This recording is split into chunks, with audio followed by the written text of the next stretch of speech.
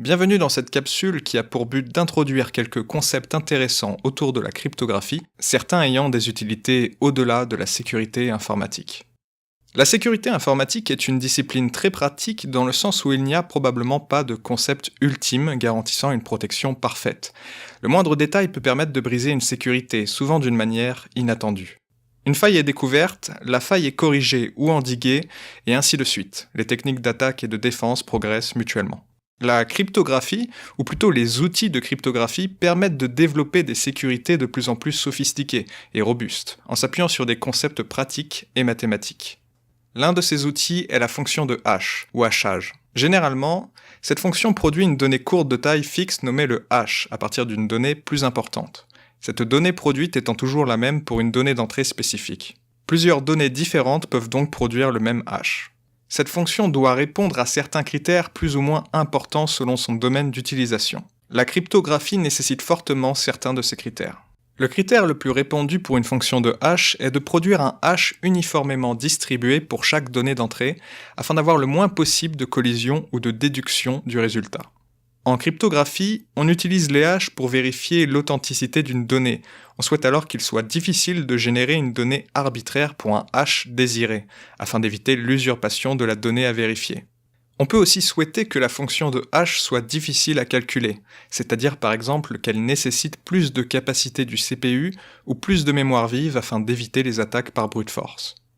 Les fonctions de hash sont aussi beaucoup utilisées dans des domaines autres que la sécurité, pour vérifier l'intégrité d'un fichier par exemple, via le MD5.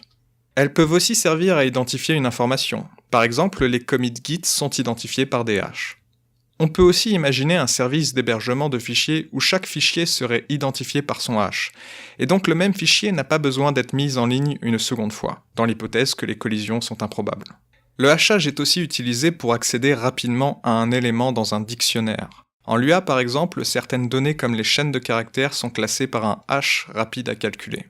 Pour revenir à la sécurité, on peut également s'en servir pour stocker des mots de passe de manière à ne pas pouvoir retrouver le mot de passe original. Certaines fonctions de hash n'ont même pas pour but d'obtenir un hash uniformément distribué, mais au contraire d'avoir un hash le plus proche possible en fonction de la proximité des données d'entrée. Ça peut permettre de comparer deux données et d'en mesurer rapidement la similarité. Le second concept très important est la génération de nombres aléatoires.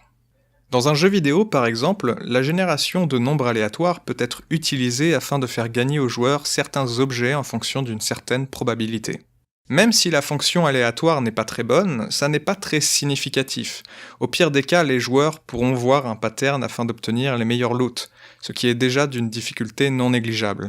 Mais dans le cas de la sécurité informatique et particulièrement la cryptographie, les fonctions aléatoires sont très utilisées, et le moindre défaut peut mettre en péril tout le reste.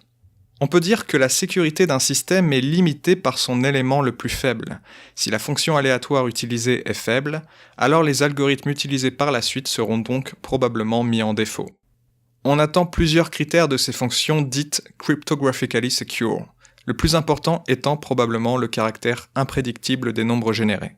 Par sa distribution la plus uniforme possible et l'entropie utilisée par la fonction ou d'autres mécanismes, on souhaite que ces nombres ne révèlent aucun motif utilisable par une attaque.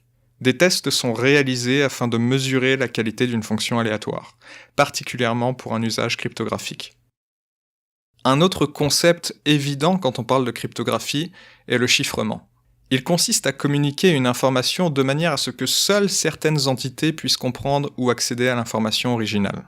Du plus simple au plus sophistiqué, on peut imaginer des tas de manières de chiffrer une information, certaines bien plus résistantes que d'autres.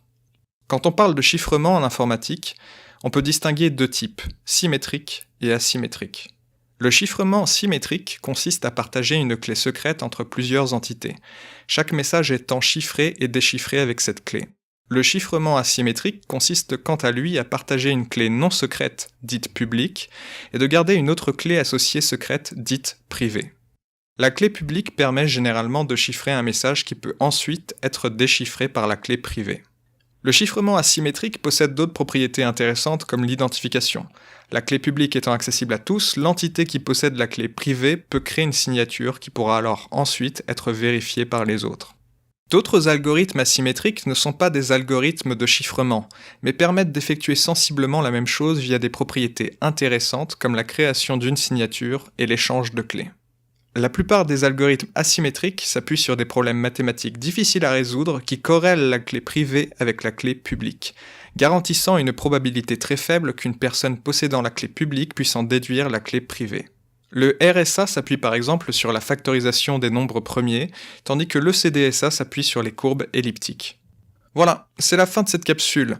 La cryptographie et la sécurité informatique en général sont des domaines denses et difficiles, cette vidéo ne peut donc pas aller en profondeur sur ces sujets, mais elle permettra peut-être de vous donner une première vision d'ensemble des concepts utilisés.